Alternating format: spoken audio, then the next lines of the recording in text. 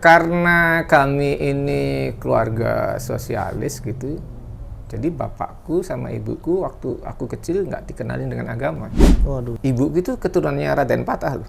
Oh gitu. Masya Allah. Tapi kita nggak kenal agama. Iya. Jadi aku, kalau Jumat yang Muslim harus sholat, sekolah, ya ikut. Tapi kan di sini belum nyambung, Mas. Iya Kan? Aku belum nyambung tuh. Aku nggak ada kesadaran Tuhanku kayak apa, itu nggak ada kesadaran. Ada, ya.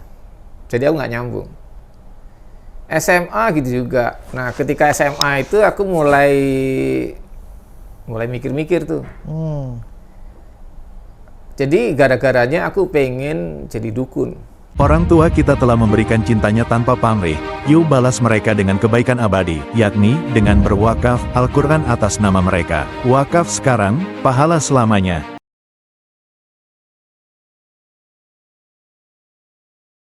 Assalamualaikum warahmatullahi wabarakatuh. Apa kabar sahabat semuanya dimanapun Anda berada? Mudah-mudahan masih dalam keadaan sehat walafiat. Hari ini masih akan tetap membahas tentang kisah-kisah mu'alaf, dan insya Allah kali ini saya kedatangan tamu yang spesial. Alhamdulillah nih, beliau ini kita undang beliau ini eksklusif ya, karena beliau ini belum pernah atau belum mau tampil di media sosial manapun ya, tapi tulisan beliau sudah banyak sebenarnya kalau saya baca ya gitu kan. Kemudian beliau alhamdulillah mau hadir untuk membagikan kisahnya mencari Tuhan. Wah, Masya Allah. Tadi saya sedikit ngobrol dengan beliau, itu perjalanannya nggak mudah ya. Terlahir dari seorang atau kedua orang tua yang dulunya itu adalah seorang sosialis komunis. Kita tahu ya, sosialis komunis itu tidak percaya adanya Tuhan. Bagaimana seorang, bernamanya adalah Koh Ekotan namanya, Ekotan. Bagaimana seorang Ekotan itu dari kecil merasakan tidak pernah diajarkan agama, apalagi dikenalkan Tuhan. Baik itu agama Katolik, Kristen, Hindu, Buddha, ataupun Islam. Bagaimana? Dan beliau mencari sendiri Islam sehingga menemukan Islam itu secara utuh, dan menurut dia Islam itu bisa menjadi solusi kehidupan yang selama ini dicari-cari. Dia cari ke Katolik, dia cari ke Hindu, kemudian dia cari Islam, baru menemukan sebuah agama yang benar tuh Islam. Nah, bagaimana cerita lengkapnya? Jangan saya ceritain ya, kita langsung dengar ceritanya dari narasumber kita, Koh Ekotan. Assalamualaikum. Waalaikumsalam warahmatullahi wabarakatuh. Sehat ya? Alhamdulillah. Khair, Masya Allah. Udah lancar nih. Ya taunya cuma itu aja. Koh, kita tadi sedikit ngobrol di belakang tentang perjalanan antum nih. Iya. Bukan mengenal ya, menemukan Tuhan ya. Ya kan, bisa dikatakan seperti itu ya. Iya, mencari Tuhan. Mencari Tuhan dan alhamdulillah menemukannya. Ini kita tertarik sekali dengan kisah kehidupan antum yang dari kecil dengan kondisi kedua orang tua yang sosialis komunis pada waktu itu, sempat masuk ke mana? Tentara pelajar ya waktu itu. Sampai antum tuh menemukan kesempurnaan Islam. Nah, ini kita pengen tahu secara utuh nih kisahnya Koh Eko dari kecil, dari kedua orang tua itu sampai menemukan Islam. Gimana tuh, Koh? Orang tua dulu. Boleh orang tua dulu. Orang tuaku itu dua-duanya multi etnis. Jadi bapakku itu perkawinan Sunda sama Sinhala. Ah, Sinhala apa tuh? Sinhala itu penduduk dari Sri Lanka. Oh. Jadi di sana kan ada mayoritas kan Hindu di sana ya. Yeah. Di sana Hindu sama Islam. Kemudian yang dari Sunda juga gitu kan, campuran antara Sunda dan kemudian Islam gitu. Ibuku adalah Tionghoa dan Champa. Champa itu sekarang jadi Vietnam Selatan, ya kan? Vietnam Selatan. Dan Jawa gitu. Jadi kami ini multi etnis. Iya. Nah, pada waktu mudanya itu bapakku itu aktivis pramuka. Oh. Nah, pramuka yang ada di zaman Belanda itu mayoritas adalah dari PSI, Partai Sosialis Indonesia. Kemudian bapakku itu dari kecil sudah ikut pramuka dan sudah Di daerah Banyumas tuh tiap desa itu bapakku kenal. Tahu daerah itu karena setiap Sabtu bapakku mesti bikin persami. Perkemahan Sabtu Minggu. Ya. Jadi bapakku tahu daerah dan kawan-kawannya ya. Dari kelas 3 SD itu sudah pindah-pindah kampung gitu. Nah, itu berguna ketika perang gerilya. Oke. Nah, bapakku tahu tempat. Gitu. Bapakku pernah ngaji. Oh. Bukan ngaji sebetulnya. Kalau belajar baca tulis Quran, baca Quran aja kan bukan ngaji toh. Bukan.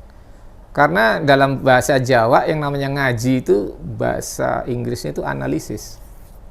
Bagus ya bahasanya. Jadi kalau baru baca doang bukan ngaji. Baca.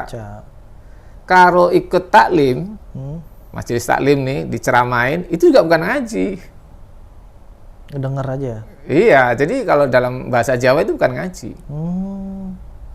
Aku lupa istilahnya, tapi bukan ngaji itu. Nah, taklim itu kalau cara gereja itu kan dari kata kirche, bahasa Portugis. Itu dari bahasa Arab, kursi. Oh, pantesan ada kursi ya. Kursi. Itu ya. Statusnya majelis taklim. Belum sampai sholatnya, belum sampai ibadah. Berarti baru ngedenger aja gitu ya. Iya. Iya. Kan di majelis taklim juga kadang-kadang ada apa sih sholawatan segala macam. Nah, di gereja modelnya kan seperti itu. Seolah-olah sudah sholat itu. Kalau untuk Katolik iya, gitu ya. Katolik maupun Kristen. Jadi kita harus lihat level-levelnya. Oke. Oh, nanti ketemu apa hitung-hitungan spiritual itu ada 49 level gitu. Wah, itu Nabi Sulaiman ini baru level 7 itu. Gimana kita?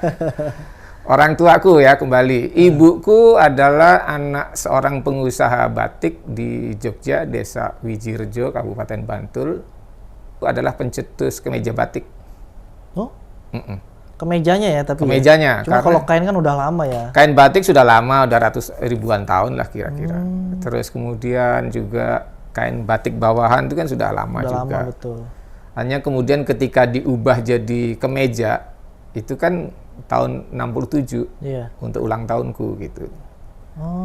Jadi kemudian karena bapakku nggak percaya kalau itu pertama kali ada kemeja batik, bapakku ke Solo ini, ke tokonya Batik Keris sama Danar Hadi. Ada nggak baju gini? Oh, nggak ada, Pak. Oh, dibawa tuh? Dibawa. Kita berdua pakai baju itu, baju batik. Ada nggak baju gini? Nggak ada, Pak. Sekian bulan kemudian bapakku datang lagi, bareng lagi berdua sama aku. Datang sudah dijual sama mereka. Masing-masing jual 2 kodi, tapi dalam waktu 6 bulan itu yang laku Batik Keris baru 8, Batik Danar Hadi 12 gitu. Ya, itu kan baru pertama kali muncul gitu kan.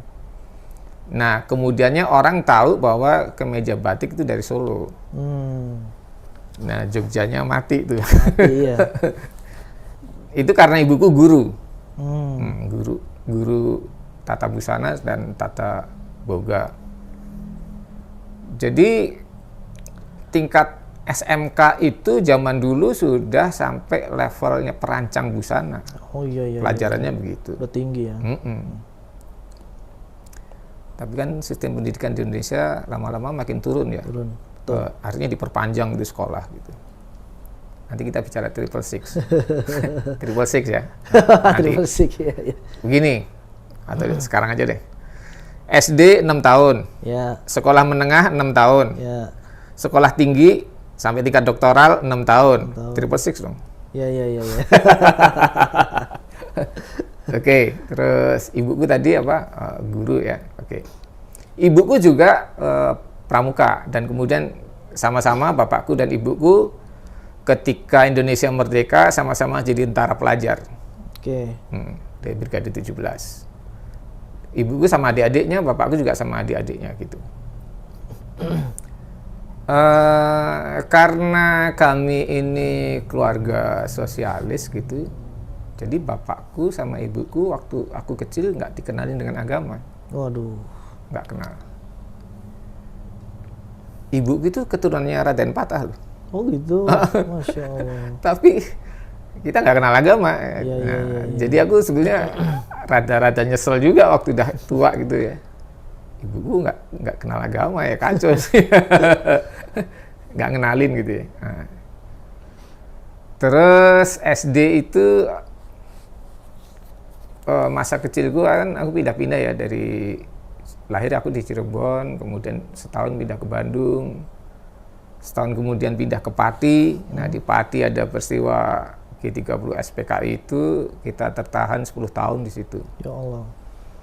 Tapi dari situ aku kemudian jadi banyak pertanyaan gitu. Jadi masa kecil di Pati itu aku ya sebelum sekolah aku nggak dikenalin dengan agama, tapi soal perilaku hidup aku diajarin gitu kan. Misalnya orang tua ya. Bagaimana sopan santun di rumah, antara orang tua, anak dengan orang tua, antara aku dengan orang lain atau teman bapakku atau ibuku kayak gitu.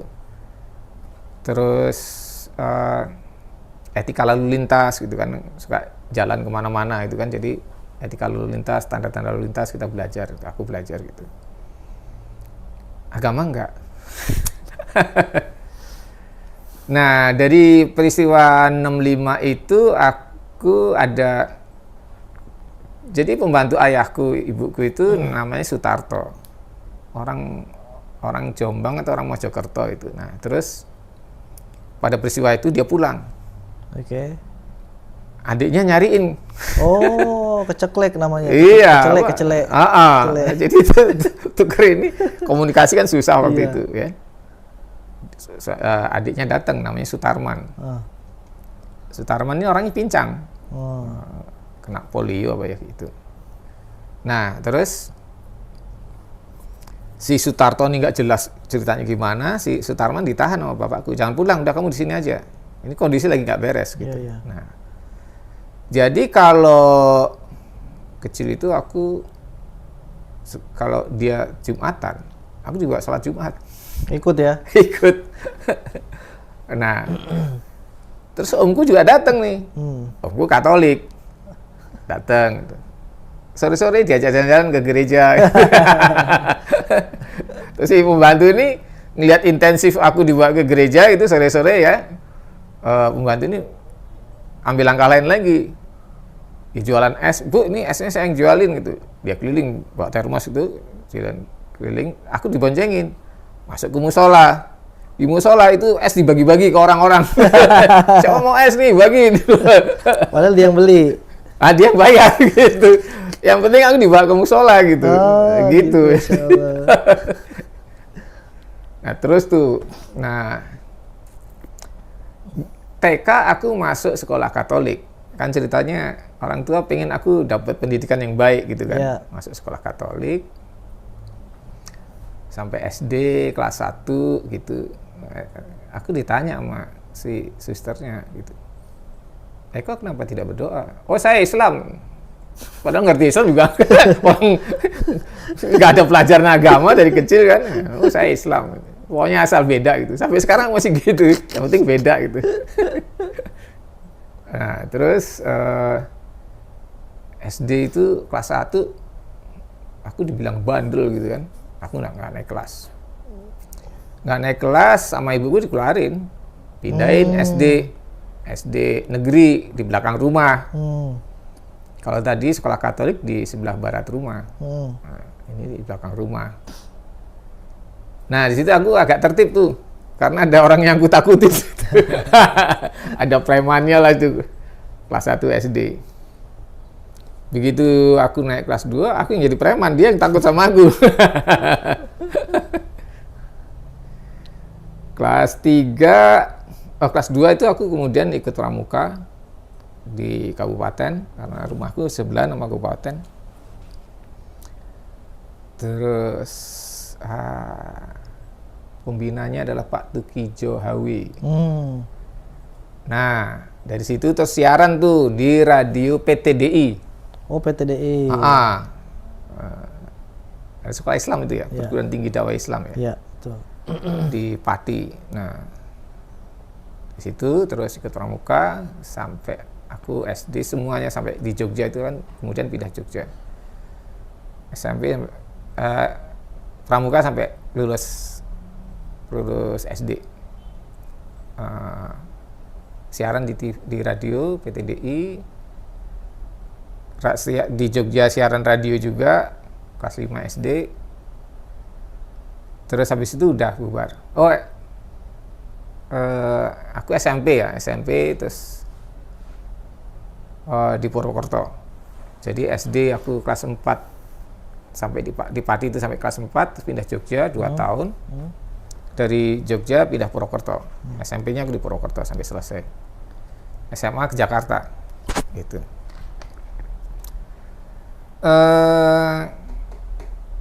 Ya karena aku ngaku Muslim, jadi aku ya belajar Islam, tapi aku takut. Takut? Kenapa? Takut ketika SD itu aku belajar di sekolah, belajar tulisan Arab. Teman-temanku udah pada bisa, aku nggak bisa.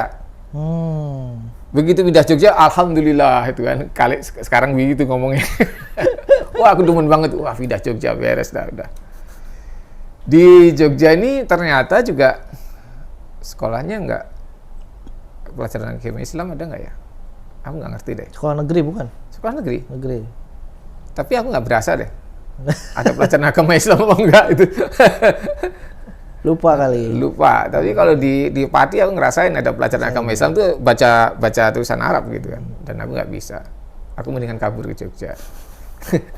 Seneng gitu. Pindah ke Purwokerto, ada pelajaran agama Islam dari orang NU tuh. Yang aku ingat adalah sholat pengungsi. Pengungsi? Sholatnya pengungsi itu kalau lari, dia nggak perlu ruku, nggak perlu sujud, udah lari aja. Tapi tetap sholat gitu, pada jam sholat itu. Dan sholatnya 2 rakaat. Ya.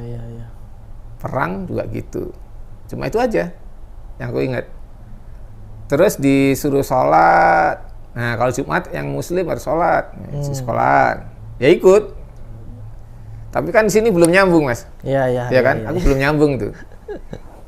Aku nggak ada kesadaran Tuhanku kayak apa, itu nggak ada kesadaran. Jadi aku nggak nyambung.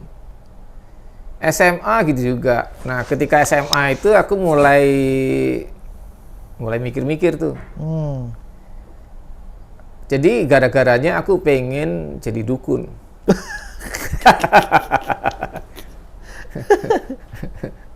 Tahu bedanya dukun sama tukang? Dukun sama? Bedanya dukun sama tukang? Nggak tahu. Dukun itu orang yang bisa menyelesaikan masalah tanpa alat ukur. Kalau tukang? Kalau tukang, orang yang bisa menyelesaikan masalah dengan alat ukur.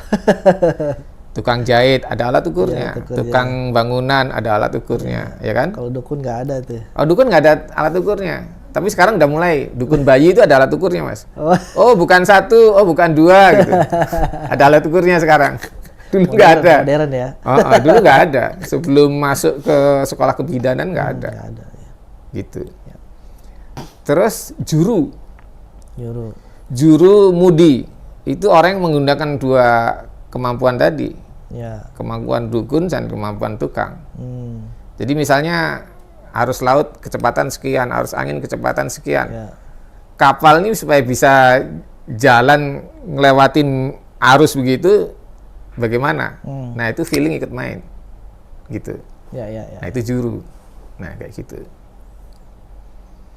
Aku pengen jadi dukun tadi ceritanya. Nah, jadi pada tahun 79 itu ada kesepakatan kita anak-anak remaja, anak-anak yang tentara pelajar Kompi Purwokerto bikin organisasi.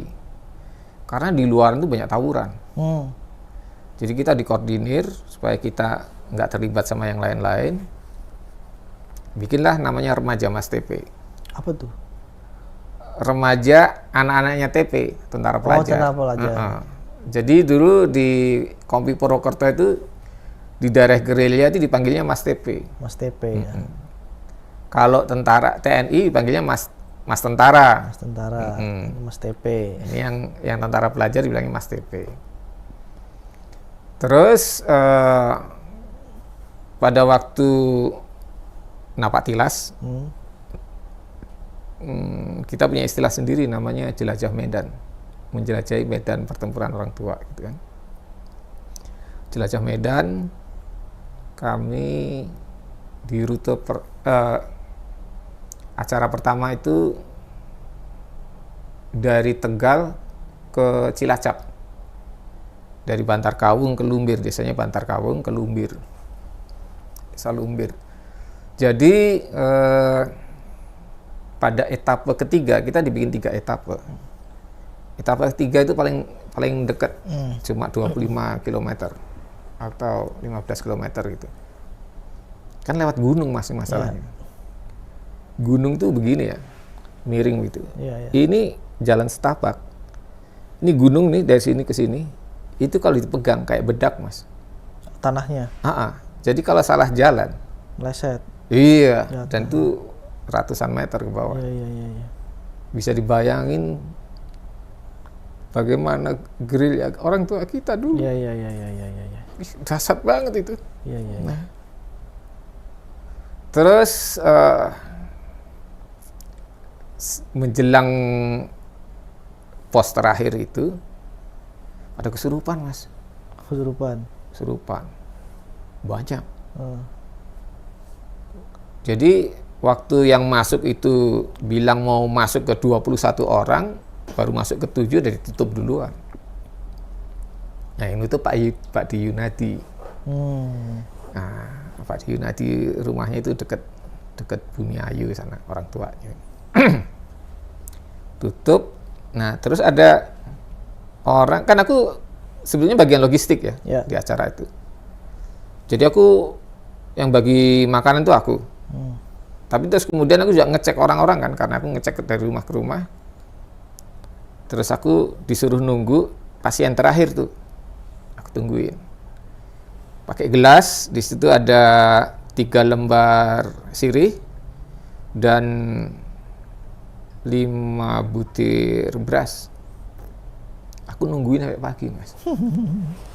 Itu yang namanya sirih bisa hilang sama beras. Padahal aku ngadepin begini. Ini beras hilangnya kapan? Di mana itu kan? Aku melototin begitu kan? Kan mesti kalau ada yang ngambil kan kelihatan dong. Kelihatan ya. Secara fisika gitu kan. Ya kelihatan dong. Ini nggak kelihatan tiba-tiba hilang gitu. Kan aku ngitung tuh. Kok kayaknya berkurang ya? Aku hitung, tadi kan 5. Kok sekarang tinggal 3 itu. Nah, akhirnya aku pengen belajar itu, menyembuhkan orang-orang seperti itu. Karena jelajah medan kan bukan cuma sekali gitu. Sering ya. Nah, aku minta pengen jadi muridnya Pak Di Yunadi itu dan setahun didiemin aja. Akhirnya aku diterima dan aku belajar, itu waktu masih SMA itu. Aku belajar selama setahun, jadi sebulan sekali kumpul gitu. Pas malam Jumat Kliwon. Wah. Selama ini orang Indonesia kalau ngomongin Jumat Kliwon kayaknya serem banget gitu ya. Iya. Padahal enggak tuh, Mas. Yang bikin serem itu penjajah. Iya. Jadi Jumat itu artinya kumpul tuh. Iya, jamaah. Kliwon itu artinya pemimpin. Bahasa Jawa itu ya? Iya. Jadi Jumat Kliwon tuh harinya kumpulnya pemimpin sama rakyat. Oh, berarti diidentikan dengan ini ya. Nah, dibikinlah cerita yang serem-serem itu supaya rakyat tidak kumpul sama pemimpin. Gitu. Itu sejarahnya ya. Iya. Oke. Nah, terus Jumat Kliwon datang ke sana sampai aku dapat 11 jurus. Boys. Jurus dasar yoga itu. Yoga. Jurus dasar yoga. Supaya punya kemampuan spiritual gitu. Jadi kemampuan spiritual itu dasarnya dari gerakan fisik. Nah, nanti ada hubungannya sama sholat. Oh iya. Aku cerita sholat nanti.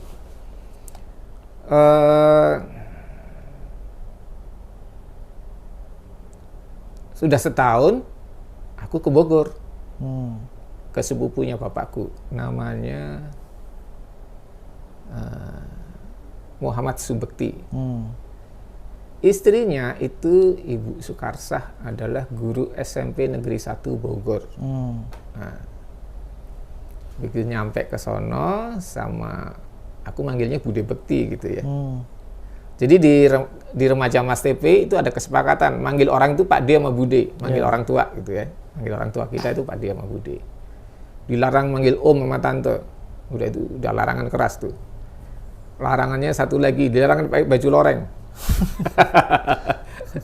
Dilarang pakai, pokoknya sebuah loreng-loreng udah nggak boleh itu. Jadi aku datang ke Bude Bekti, terus ngobrol, terus bilang, datang larangan. Kamu kalau ada masalah jangan ke sana lagi. Datang ke sini. Nah, nah, itu aja, iya aja dah. Ke sana tuh maksudnya ke siapa? Ke Pak D Yunadi. Pak D Yunadi. Ya. Nah, gitu. Jadi aku udah begitu ya, karena aku hanya main aja ke situ kan, iseng gitu. Cuma kangen sebagai saudara. Terus balik nih. Begitu aku gelisah, aku datang dong ke situ dong. Yeah. Kan larangannya jangan datang ke sana, tapi ke sini kalau punya masalah gitu kan. Jadi udah datang ke sana. Datang terus ngomong, kok lagi gelisah nih.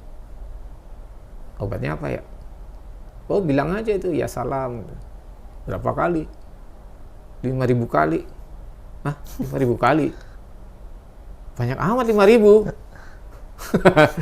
Ngitungnya gimana itu kan? Aku juga nggak diajarin bahwa itu kan asmakala. Tahu asmakala ya? Tasbih bukan? Iya. Tasbih.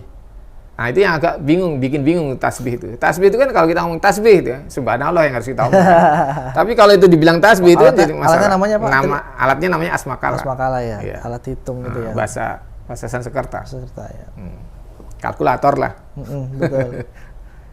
Nah, aku nggak tahu asmakala, jadi aku juga bingung 5.000 kali gimana caranya gitu. Wah, udah pusing tuh.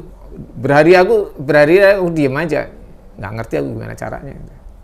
Tapi itu kemudian aku ucapin itu, ketika aku gelisah aku bilang, ya salam, ya salam, ya salam, ya salam, ya salam. Nah sampai 100 mas, batin tuh udah tenang. Gitu. Oh gitu, Masya Allah. Itu jadi, Asmaul Husna kan ya? Wah ini aneh nih. Hebat loh gitu loh, ya kan? Cuma ngomong gitu doang, gitu punya efek yang bagus gitu kan? Iya. Oh, hebat nih. Nah jadi aku nggak pengen belajar ke sana, cuma aku datang lagi gitu. Aku pengen begini. Oh iya, sholat aja. Sholat. Aku nggak ngerti sholat. Kacau deh. Sholat aja, gimana caranya? Aku diem tuh. Nah, ketika kuliah, aku cari HMI. Oh HMI. Ya. Ceritanya kan aku pengen belajar Islam yang bener nih. Waktu kuliah. Nggak ketemu. Karena aku kuliah di STP, Sekolah Tinggi Publisistik. Sekarang jadi ISIP di Lenteng Agung. Tulisannya gede banget tuh, kampus tercinta. Ternyata di situ semua organisasi kemahasiswaan dilarang. Jadi bingung kan. Nah, satu ketika ada teman yang sembunyi-sembunyi itu ngasih kertas begini gitu kan. Terus aku tanya, apaan tuh? Pengajian. Gue ikut dong. Oh boleh. Ya kalau boleh aku kapan ke sana? Nanti kok hari Sabtu. Sabtu, oke. Habis kuliah kita kumpul ya? Iya. Kumpulnya di mana? Ya nanti aku tunggu di teras. Kami dulu kalau kuliah mas, itu satu kelas itu 350 orang. Banyak juga ya? Banyak. Itu sebelum SKS, kan masih paket ya. Jadi satu kelas tuh segitu. Satu kelas gitu, terus hari Sabtu kemudian ngaji. Bukan ngaji, taklim ya. Taklim. Kan kita jam 2 udah selesai. Jadi datang ke rumah itu, ngobrol. Begitu azan asar, aku ikut keluar. Karena ditarik keluar sama teman-teman yang cewek. Yang cewek-cewek bilang gini, yang nggak sholat keluar. Aku keluar. Jadi aku satu-satunya pria di antara orang-orang cantik ini kan. Gitu. Satu-satunya yang ganteng. Dah. Duduk di luar itu, bukan duduk ya, kita berdiri karena nggak ada tempat duduk. Jadi aku ngeliatin yang sholat gitu. Karena aku lupa sama sekali bagaimana aku sholat waktu SMP itu. Waktu SMA juga. Sempet sholat Kan aku ya? sholat Jumat doang ya. Jumat doang ya. Aku sholat Jumat doang waktu SMP sama SMA. Dan itu kalau orang Jawa bilang rubuh gedang. Apa tuh? Ikut-ikutan. Oh iya. Nah, ikut-ikutan aja gitu. Wudhu juga ikut-ikutan sambil ngelirik-ngelirik samping gitu kan. Aku lupa sama sekali itu gitu-gituan. Nah, jadi aku ngeliatin mereka yang sholat 4 rakaat gitu. Oh gitu sholat ya. Oh gitu. Oke gitu. Ya cuma gitu aja kan. Nah 6 bulan kemudian ketika masuk Ramadan, sebelum Ramadan itu ada ujian semester. Aku nggak belajar mas. Waduh. Aku belajar caranya sholat. Selama seminggu itu aku belajar itu aja tuh. Buku pelajaran nggak pegang sama sekali. Luar biasa. Begitu selesai ujian semester, itu masuk Ramadan. Puasa, libur sekolah. Iya benar. Sebulan Nah. waktu itu ya. Libur sekolah, aku sama teman-teman yang sewa rumah itu, tempat pengajian itu, ngomong begini, kok kami mau pulang kampung. Kamu bisa jaga sini, rumah. Oh bisa, aku bilang gitu. Jagalah aku di situ. Sendirian mas. Dan di situ pula aku mulai sholat. Sendirian tuh sholat. Iya, di rumah itu. Kenapa mau sholat waktu itu? Hmm? Kenapa mau sholat waktu itu? Ya karena aku udah belajar ngeliatin orang sholat waktu masih- taklim itu kan. Berarti masih ikut dalam rangka itu kan bukan itu? Udah enggak. Udah enggak ya? Aku udah bisa sholat sendiri. Kenapa mau sholatnya itu? Cuma karena ngelihat orang sholat atau terketuk hatinya atau gimana itu? Aku pengen sholat itu. Langsung aja tuh. Aku pengen sholat dah gitu aja. Karena aku dari sebelum-sebelumnya udah ada kata-kata yang berkhasiat gitu ya. Kata-kata yang ajaib gitu. Kata-kata yang punya kekuatan gitu. Ada ya salam, ada ya jabar gitu kan. Jadi itu membuat aku, wah ini hebat nih. Terus kemudian ada waktu awal kuliah itu kan aku juga ribut sama abang kelas gitu. Abang kelasku nih dan 3. Aku cuma belajar pramuka. Silat nggak pernah, ya kan? Karate nggak pernah gitu. Ngadepin dan 3 yang badannya keker gitu. Ada 2 temanku satu kelas juga badannya dia jago silat juga, jago karate. Jadi aku bingung. Aku ngadepinnya gimana? Aku inget-inget waktu itu. Karena aku cari sesuatu ya. Alat bela diri aku nggak ada, kemampuan nggak ada. Yang aku cari doa. Oh. Aku ingat Asmaul Husna. Oke. Kok Asmaul Husna? Di juz amma itu di halaman akhir ada Ikhlas. Al-Falaq sama Anas. Oh, Anas. Ya. Aku baca, Mas. Bismillahirrahmanirrahim. Qul a'udzu birabbinas alhinas. Enggak ada rasanya, Mas. Bismillahirrahmanirrahim. Qul a'udzu falaq min syarri ma khalaq. Enggak ada rasanya. Nggak ada rasanya. Aku salah baca kali ya. Aku baca nih terjemahannya. Ngomongnya apa? Kul. Katakan. Wah. Jadi aku salah baca di situ. Oh iya. Jadi aku harus baca a'udzu birabbin nas sampai selesai, a'udzu birabbil falaq sampai selesai. Aku kerjain itu, Mas. Itu aku belum salat ya. Iya. Itu awal-awal kuliah. Waduh, rasanya tenang aku, Mas. Rasanya aku punya kekuatan. Karena tadi baca surat Iya. An-Nas, Al-Falaq ya. Jadi kalau tadi cuma Asmaul Husna, sekarang ada doa. Wah, Masya Allah. Itu SMA ya? Enggak, kuliah. Oh, kuliah awal, itu ya? Awal kuliah. Awal kuliah. Nah, ketika menjelang ujian semester, aku baru belajar sholat. Gitu. Karena sudah ngerasain, ini hebat ini agama. Iya. Gitu loh. Masya Allah. Ya kan? Ini agama hebat gitu loh. Makanya aku terus pengen sholat. Gitu. Ketika sholat, badan tuh rasanya beda, Mas. Oh. Masya Nah, Allah. nanti aku buka rahasianya. Iya, ada rahasianya itu. Siap. Oke, nah, jadi aku selama sebulan aku di situ, suatu ketika mentorku nih kemudian namanya Pungkut Anan Lubis. Dia terakhir jadi wartawan Suara Karya. Nah, aku sholat Jumat, tiba-tiba ada yang ngasih salam gitu dari sebelah kiri. Selamat ya. Hah? Ternyata dia gitu kan. Si Pungkut nih. Nah, Pungkut terus dibilang gini, nanti kalau kamu pengen pulang ke rumah, silakan pulang ke rumah, tapi balik lagi ke sini. Oh iya, oke. Di rumah itu aku malam likuran, Mas. Malam likuran. Aku tidur kan sama kamarku gelap. Aku nggak gelap nggak bisa tidur. Ya. Ya kan? Dari aku SD dah begitu. Itu cahayanya ada tiba-tiba cahaya putih terang gitu. Kakiku aja nggak kelihatan. Yo. Itu satu ruangan tuh tempat tidur, kamar tidur itu putih terang benderang gitu. Terus lama-lama redup, kelihatan cuma di sininya aja nih, sudut-sudut gitu ada kayak ambience gitu kan. Ya. Terus ada yang masuk nih dari kamar, dari pintu nih. Pintu nggak kebuka, nembus aja gitu.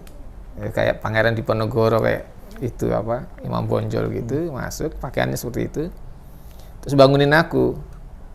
Nah, aku ngeliat tapi dari sini. Aku ngeliat badanku itu. Lagi dibangunin, kok sholat. Gitu. Itu belum sholat tuh ya waktu itu ya? Udah, Mas. Oh, udah sholat. Itu yang bulan Ramadan itu. Ramadan itu ya? Terus? Itu Ramadan tuh bulan pertama aku sholat itu. Sholat ya? Nah, artinya sholat dengan Hati. dengan batin ya, Ya. dengan secara spiritual gitu. Jadi begitu aku bangun, gelap semua. Tidak seperti yang aku lihat secara batin tadi kan, Gelap terang kamarnya. benderang iya. Nah, tapi aku sholat tuh. Aku udah sholat taraweh, tapi kemudian sholat lagi, sholat tahajud gitu. Nah, sekian hari kemudian 3 hari aku balik lagi ke rumah kos itu kan, jaga terus sampai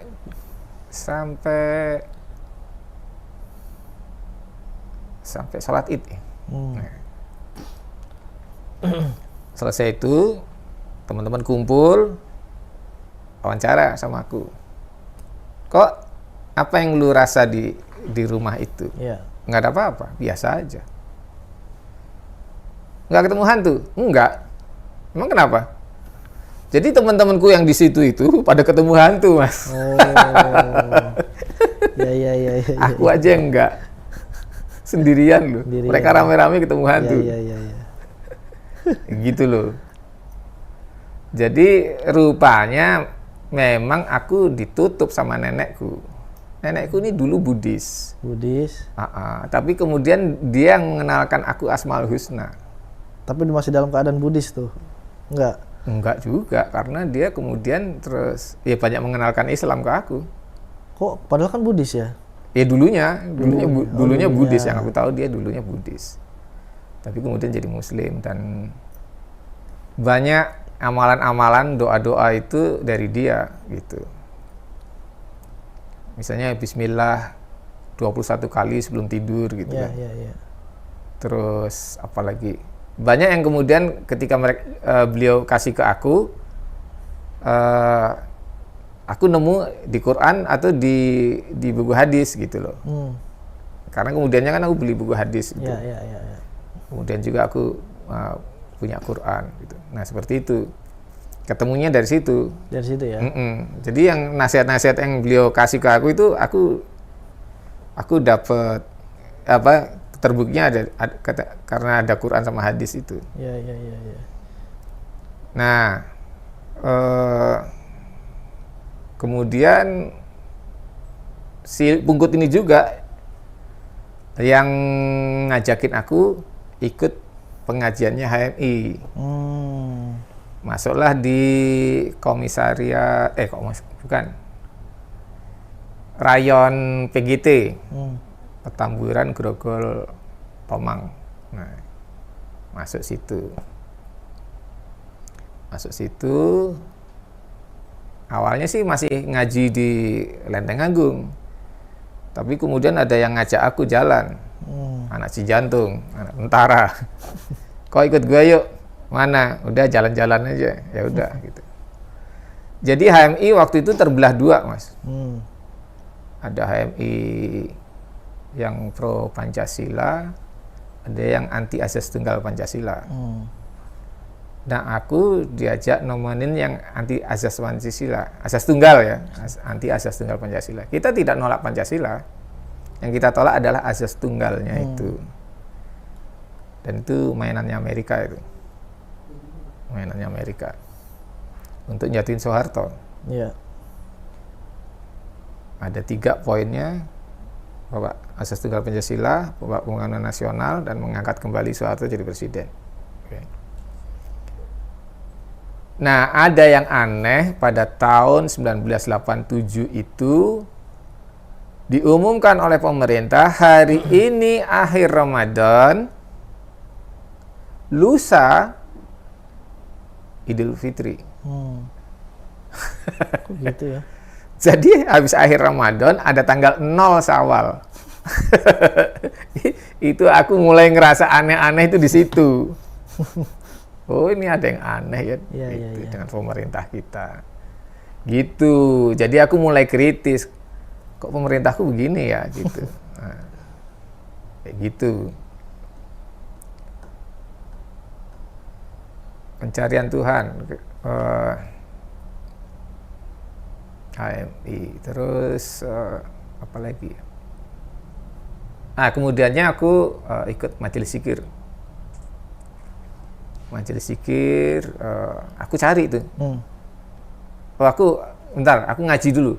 Jadi aku ngaji dulu di tahun 2000 itu di Manggarai.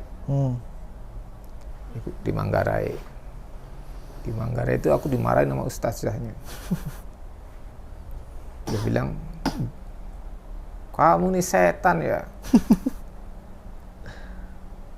Catat itu, ayat-ayat itu digoreskan di hatimu. Nah, akhirnya aku keluar, Mas, dari situ, karena aku dipecat dari situ. Karena aku setan. Ternyata benar, Mas, aku setan, Mas. Oh gitu? Iya. C itu tan. Jadi di Indonesia ini C paling besar, marga. C itu marga. Ada marga tan, marga lim. Oh, itu bahasa ini ya? Bahasa Cinanya C, gitu. Ya? Jadi aku Tan itu setan. marga ya? Iya. Jadi aku baru sadar, oh iya, aku marga tan ya. Ya aku pakailah gitu. Gitu. Ya. Aku pakai. Makanya terus aku nyebut ekotan gitu. Iya. Karena udah diomongin setan duluan dong di pengajian itu. Terus karena dibilang goreskan itu di hatimu, gores itu Naksabandi. Maka aku ikut majelis zikir Naksabandiyah dari Profesor Kadirun Yahya. Yang itu pernah aku pingin waktu SMA. Jadi aku pengen sekolah filsafat gitu ya. Wah, ini bagus nih. Nama perguruannya Budi apa ya? Budi, lupa aku. Pancabudi di Medan. Tapi mikir ke Medan jauh bener ya, aku nggak punya saudara sono. Akhirnya aku batal. Tapi ternyata si Profesor Kadirun Yahya punya pengajian itu di sini. Naksabandi gitu. Nah, aku diajak sama keponakanku. Terus aku ikut. Tapi kemudian sampai batas tertentu aku nggak kuat jalan ya. Karena dari rumahku di Cipinang ke dekat Parung sana itu, di Curug itu jauhnya 50 kilo, Mas. Dan aku naik sepeda. 50 kilo itu naik sepeda loh, bukan naik kendaraan ya, kan naik kendaraan umum lebih jauh lagi. Iya. Naik sepeda itu 50 kilo. Curug. Curug ini Tangerang. Iya. Itu mau deket rumah Curug saya Topik, itu. Curug Topik. Iya, tahu. Jadi kalau dari Depok, ini jalan yang Ciputat Parung, ini namanya Bojongsari. Ke selatan 350 meter belok kanan, namanya Curug Topik. Iya.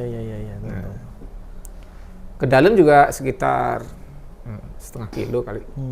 Nah, seperti. Jadi aku ke situ. Nah, di situ kebawa lagi nih. omongannya Bung Karno. Sampaikan Islam secara sains. Ketemunya di situ, Mas. Wah, mantap itu. Karena Profesor Qadirun Yahya ini guru besar fisika dan kimia di USU, Sumatera Utara. Iya. Jadi di pengajian-pengajian itu dibahas itu secara ilmiah Islam. Nah, apa istimewanya sholat? Nah, itu tuh, Mas. Jadi dalam tubuh manusia itu kata Nabi perlu disedekahi. Ada 360 tulang yang harus disedekahi. Terjemahnya 360 sendi ya. 360 tulang yang harus disedekahi. Sedekahnya itu dengan wirid. Subhanallah, alhamdulillah, Allahu akbar, la ilaha illallah. Jadi kalau dalam tahun 60-an itu pernah diteliti di Amerika. Jadi ternyata itu yang kemudian itu penggabungan ilmu fisika dan ilmu psikologi. Maka muncul ilmu namanya metafisika. Itu untuk S2. Yang lulus dari situ namanya paranormal. Jadi tidak semua orang bisa disebut paranormal. Iya. Dia harus lulus S2 psikologi dulu.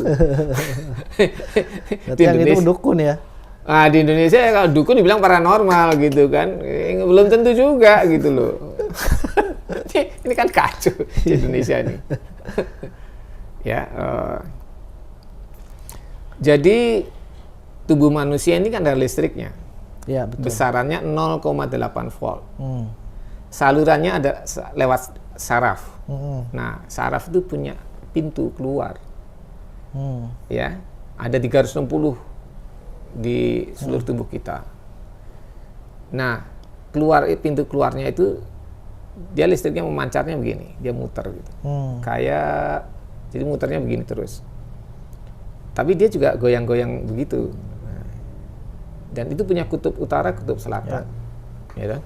Nah, kalau orang nggak sholat, kutub utaranya itu macam-macam, ada yang ke sana, ada yang ke sana, ada yang ke sana, ada yang ke sana, ada yang ke sana gitu kan. Sholat itu dengan gerakan yang begini itu membuat kutub utaranya semuanya sama arahnya. Sehingga orang yang sholat badannya sehat. Sehat ya. Itu ilmiah itu ya. Oh iya. Iya, Masya Allah. Berarti memang kalau misalkan kita ngikutin aturannya Islam, hidup kita pasti sehat, pasti bahagia. Sehat. Nah, gitu ya. Ketika kita sujud, nah jadi di yoga itu kan ada yang kita kepalanya di bawah, terus kita berdiri, kakinya di atas gitu. Iya. Ya kan? Kepala di bawah, kaki di atas. Nggak usah sampai begitu. Sujud aja waktu sholat itu sudah membuat darah itu ngalir ke otak. Nah, ketika darah ngalir ke otak, orang tuh cara berpikirnya jadi bagus. Ya, betul. Gitu loh. Hebat nggak? Hebat banget, Masya Allah. Hebat itu Islam itu. Masya Allah. Nah, jadi kok kalau misalkan, bukan misalkan ya, tadi coba saya mau kembali ke pembicaraan Ko yang tadi di belakang tadi tuh. Belakang atau belakang, di awal sama di tengah. Ko itu kan menemukan Islam itu kan mencari-cari gitu ya. Tadi Hindu, Katolik gitu kan. Nah, kenapa Ko tuh nggak nemuin di Katolik ataupun Hindu apa yang ditemukan di Islam gitu? Tadi emang sebenarnya apa sih yang Ko cari gitu di dalam kehidupan itu? Karena kan selain Tuhan ya, tentu agama itu kan pasti kan ada Tuhan gitu kan, atau di dunia kan ada Tuhan. Nah, waktu itu nyarinya apa? Apakah cuman ketenangan? Apakah cuman arah atau gimana gitu? Sehingga wah di Katolik ini nggak ada, di Hindu nggak ada, tapi di Islam ada. Gitu. Aku memang mencari ketenangan. Ketenangan ya. Ketenangan hidup dan ketenangan nanti kan ada hidup sudah mati.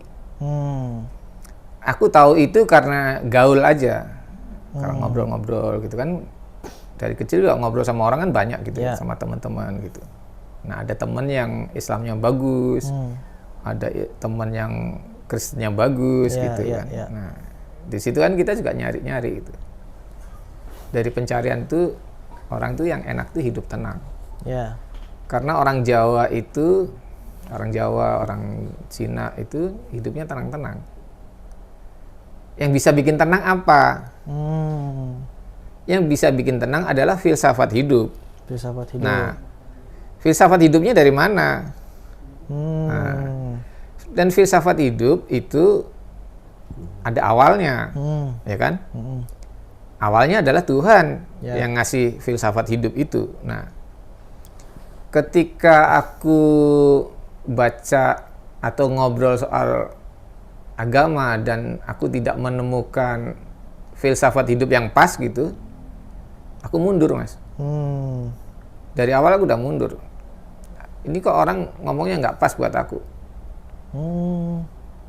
Memang kalau secara umum ya, Mas, karena Nabi itu bilang bahwa umatnya Nabi Musa itu harus pikirannya terpecah jadi 71 golongan, umat apa Nabi Isa itu 72 dan umat Islam 73 golongan. Sebenarnya kan banyak irisan yang sama. Betul. Ya kan? Lebih banyak samanya daripada bedanya gitu kan. Tapi ada filsafat yang aku nggak masuk. Nggak ngepas itu. Di agama yang lain. Iya. Contohnya gimana? Yang itu tidak bisa mendorong aku untuk ke situ gitu loh. Contohnya yang apa tuh? Tuhan. Tuhan ya. Tuhan. Oke. Berarti tidak menemukan eksistensi Tuhan di agama yang lain. Iya. Kenapa kok Eko itu bisa menganalisis bahwa Tuhan tuh pasti ada? Waktu itu kan belum ini ya. Jadi gini, aku kan karena dulu kalau di Katolik kan di waktu TK ya, Tuhan ada di langit dan aku nyari-nyari Tuhan di langit itu gitu kan. waktu Katolik di TK ya. Iya, di TK, taman kanak-kanak. Aku bilang sama orang tua, kata suster Tuhan ada di langit. Cari yuk. Kita lihat malam-malam tuh rame-rame. Rame-rame keluar rumah itu lihat langit tuh, Tuhan di mana ya, di bintang mana gitu. Nah itu karena kita nggak berpikir bahwa Tuhan itu menciptakan alam semesta. Bapak ibuku juga nggak berpikir seperti itu, dan aku juga kecil tidak berpikir seperti itu. Tapi ketika remaja dengan alam semesta yang begini luas gitu, yang bikin siapa, gedenya kayak apa? Pertanyaan itu muncul ya. Iya. Terus Tuhan tuh gedenya kayak apa? Oke. Berarti mulai mempertanyakan, wah kalau alam semesta sebesar ini pasti ada yang nyiptain. Oh iya. Dan yang menciptakan lebih besar dari Besar ini lagi, dong. gitu kan. Iya. Itu yang menjadi alasan besar ya kalau kok. Sekarang kalau Tuhannya ada depan mata kita, dengan yang bisa ada bintang jauh di sana, itu kayak apa coba? Iya, benar. Nggak usah pakai pikiran deh, kalau mikir mungkin kan kita kejauhan buat anak kecil ya pada waktu itu. Pakai rasa aja. Kok begini ya? Kan nggak nyambung kitanya. Iya. Secara sederhana aja nggak nyambung gitu loh. Iya. Nggak usah dipikir-pikir. Kalau nanti dipikir ada lain lagi nih. Pakai Asmaul Husna juga. Iya. Dan aku bisa dikafir-kafirin gara-gara itu. Iya. Menantu kan ustadz. Menantu ustadz. Jadi aku bilang, Tuhan itu ruang, waktu, dan energi. Wah, Bapak nggak bisa nyamain Tuhan sama gitu, Pak. Yang nyamain siapa? Siapa yang bisa menyamai ruangan? Nggak ada. Siapa yang bisa menyamai waktu? Nggak ada. Siapa yang bisa menyamai energi? Nggak ada. Itu Tuhan sendiri yang ngaku loh. Ketika Allah menyatakan dirinya Akbar, besar kecil itu nama ruangan. Ukuran ruang, bukan ukuran, nama ruangan. Itu artinya ruangan. Dan alam semesta itu, yang bintang-bintang dan segala macam, itu ada dalam satu ruangan. Ya, apa namanya? Ruangan itu tidak terbatas. Iya. Jangan kalau kita ngelihat ruangan ini, kita ada rumah, terus kita keluar di lapangan begitu, terus nanti ada batas lagi di sana. Nggak gitu. Ruangan itu tidak terbatas ya. Ruangan itu Tuhan sendiri. Nggak ada batasnya. Ya. Ketika Allah menyatakan aku awal dan akhir, itu adalah proses. Itu waktu. Siapa yang menyamai dia? Nggak ada juga. Iya. Ada Tuhan adalah energi. Dengan kekuatan itu dia menciptakan ini itu. Siapa yang menyamai dia? Nggak ada juga. Berarti bukan menyamakan Tuhan itu dengan sesuatu ya? Iya. Bukan, artinya ini sebagai penjelasan secara ilmiah saja gitu kan. Bahwa kemahabesaran Allah, kemaha penciptaan Allah gitu kan. Karena memang kan Allah itu kan bukan makhluk, karena dia kan bukan yang diciptakan, tapi dia adalah yang menciptakan. Yang menciptakan. Kita ini membatasi ruangan. Bikin rumah, membatasi ruangan. Karena memang persepsi kita tentang ruangan itu ya ada batasnya. Iya, gitu. Itu kan memang kita sudah diajarin kan begitu dari dulu. Makanya harus diubah cara berpikirnya. Ya. Tapi ketika kita ngomong gitu, kafir lu. Makanya itu tadi SD aja 6 tahun. Kan ada dari kelas 1 sampai kelas 6. Iya kan?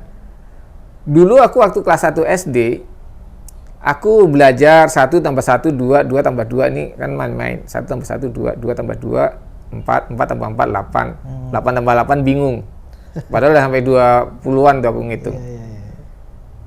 Udah bingung, datang anak SMP kelas 1. Kelas 1 juga, tapi SMP. 2 pangkat 2 tambah 2 pangkat 3. Nah lu. Aku marah itu, Mas. Gila lu. Yang punya pangkat tentara sama polisi, ini ada angka punya pangkat lu. Gila lu. Nah, jadi kalau ada orang belum nyampe, jangan dikasih ilmu yang lebih tinggi gitu. Bahaya. Bahaya. Masih awam lah ya. Makanya untuk mu'alaf aku ngasih juga ilmu yang bawah aja. Dasar gitu. ya. Dasar. Berarti kalau Eko itu menemukan eksistensi Tuhan itu di Islam gitu ya. Ketika belajar Islam, wah kayaknya Asmaul Husna itu kuncinya. Asmaul Husna itu ya. Wah, Masya Allah. 99 nama itu ya. Sebetulnya lebih. Ada yang bilang lebih. Ada yang bilang lebih gitu ya. Karena riwayatnya kan berbeda-beda ya. Ulama-ulama kan berbeda-beda ya. Nah, Asmaul Husna itu kan ada orang yang nyatetnya namanya sama itu. Jadi kalau aku pernah nemu Asmaul Husna itu yang 99 itu beda semua perannya. Tapi kemudian ada yang perannya sama. Ada 2 atau 4 nama itu yang sama, perannya gitu. Sama tapi namanya beda gitu. Namanya beda ya. Berarti saya mau tanya nih. Orang tua Ko Eko waktu itu kan sosialis ya, tapi udah sempet syahadat belum? Aku nggak tahu, tapi ketika bapakku menjelang meninggal dia belajar sholat. Ya. Dia belajar baca Quran, baca tulisan Arab gitu kan. Karena mungkin yang dia bilang baca Quran tuh baca tulisan Arab gitu. Kalau aku nggak gitu, aku tidak mengutamakan bahasa Arabnya. Jadi aku mengutamakan kalau orang belajar Islam atau mu'alaf itu, tolong baca Quran terjemahannya dulu. Sampai khatam beberapa kali. Supaya ngerti gitu loh. Allah tuh maunya ke kita apa? Ya karena kan kita orang Indonesia ya. Indonesia ya. Logikanya begitu. Karena kalau di surat 44 ayat 58 itu aku turunkan ayat ini dalam bahasamu. Aku turunkan Al-Quran dalam bahasamu. Nah kita orang Indonesia pakai bahasa Indonesia. Ya. Nabi orang Arab. Nabi kan sebenarnya kan keturunan Israel juga. Ya kan? Yahudi. Kenapa dia tidak berbahasa Ibrani? Karena otaknya Nabi Muhammad itu pakai bahasa Arab. Ya. Hidup sehari-harinya berbahasa Arab. Nah, kalau Nabi Muhammad adanya di Israel, ya dia pakai bahasa Ibrani toh. Iya.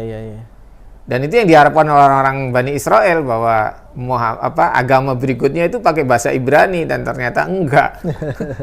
Gitu loh. Masya Allah. Luar biasa ya yang dari kecil nggak pernah diajarin agama, nggak pernah dikenalin Tuhan, bener-bener nyari sendiri tentang eksistensi Tuhan, terus kemudian nyari sendiri tentang ilmu agama Islam, gitu kan, sampai sekarang, Masya Allah, kalau Eko ini istiqomah di dalam Islam. Aku istiqomah karena aku merasakan ada kehebatan Islam, mujizatnya Islam. Betul, karena kan setiap orang motivasi beragama Islam itu kan berbeda-beda. Iya. Tapi ini motivasi yang Ko Eko paparkan ini itu motivasi yang ini ya, maksudnya itu ya luar biasa ya menurut saya. Artinya mendapatkan ketenangan, mendapatkan tujuan atau arah hidup, terus mendapatkan hal-hal yang positif pastinya ya tentunya. Dan ini mudah-mudahan bisa menjadi motivasi buat saya, buat sahabat wakaf nih, perjalanan yang lika-liku. Sekarang kau udah berapa tahun umur kau? Aku kalau cara Kristen, Cara Kristen. iya, aku lahirnya tahun 1961. Itu kan cara Kristen. Iya, ya kan? Sekarang tahun 2023. Iya. Itu kan kalender Kristen. Iya. Jadi kalau pakai kalender Islam, aku kan lahirnya bulan Muharram, tanggal 17. 17 Muharram. Tahun 1378. 1378. Sekarang sudah 1445. 1445. Udah 67. 67 tahun. Masya Allah, masih segar bugar. Tadi kesini juga naik sepeda saya lihat. sepeda. Ya. Masya Allah. Masya Allah, Ko Eko, terima kasih. Oke. Jazakallah khair Sama-sama. atas berbagi atau share kisahnya. Mudah-mudahan saya dan sahabat wakaf bisa mendapat manfaat, Amin. dan juga motivasi Amin. untuk bisa menjalani hidup ini dengan lebih baik. Amin. Terima kasih kok. Yuk. Masya Allah, sehat-sehat. Amin. Siap. Amin. Sama-sama ya. Amin. Sahabat wakaf, Masya Allah luar biasa tadi pemaparan Ko Eko tentang kisah perjalanan hidupnya mencari Tuhan. Dan beliau juga menemukan Tuhan itu nggak kayak kita sebagai seorang muslim dari kecil, atau bahasanya itu muslim turunan gitu kan. Tapi Ko Eko itu bisa dikatakan muslim tanjakan, yang mana dia itu menemukan Tuhannya itu dengan susah. Bukan maksud Allah itu menyusahkan Ko Eko, tapi di situ Allah ingin memberikan keutamaan mungkin ya untuk beliau, agar apa? Agar beliau itu mengenal Tuhan itu atau mengenal Allah itu dengan benar ya. Kalau kita belum tentu kita mengenal Tuhan itu dari kecil. Artinya benar-benar mengenal gitu ya. Siapa Allah itu, perannya Allah itu apa, eksistensi Allah itu seperti apa dan sebagainya, belum tentu. Tapi Masya Allah, beliau ini sangat luar biasa. Sahabat wakaf, mudah-mudahan mendapatkan motivasi dan inspirasi dari konten kita ini. Jika memang ada kebermanfaatan dari konten kita ini, kami sarankan Anda untuk share, kemudian like, komen, dan juga subscribe channel Wakaf TV ini agar kami bisa memberikan konten-konten yang bermanfaat terus-menerus untuk sahabat wakaf semuanya. Terima kasih. Assalamualaikum warahmatullahi wabarakatuh. Orang tua kita telah memberikan cintanya tanpa pamrih. Yuk balas mereka dengan kebaikan abadi, yakni dengan berwakaf Al-Quran atas nama mereka. Wakaf sekarang, pahala selamanya.